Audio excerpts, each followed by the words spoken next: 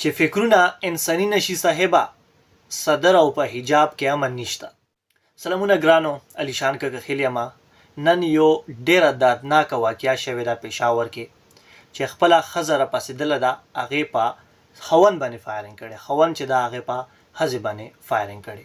د دې شاته څه کیسه ده هغه مونږ ته یا دغه شانتې چاته هغه شان یا کلیر معلومات نشته.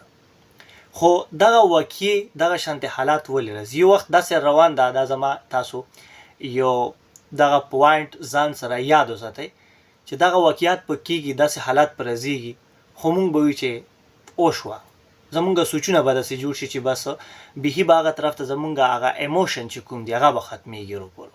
چونکې مونږ دغه واقعې ډېر وخت نه وینو چې دا راځي. آیا دا ولې راځي؟ دا د غربت د واجې راځي، دا د بېواسۍ د واجې راځي. کله چې کم قوم، کم علاقې، کم ملک غربت زیاتېږي، نو دغه شانتې واقعات، دغه شانتې واقعې هغه هم ورسره سیوا کېږي. نو د دغه واقعې ذمه دار کم خلک دی چې هغه په خپل سیټونو باندې جنګېږي او دغو خلکو ته هیڅ قسم سهولیت نه میلاویږي. او دغه شانتې واقعاتو ذمه دار څوک دي؟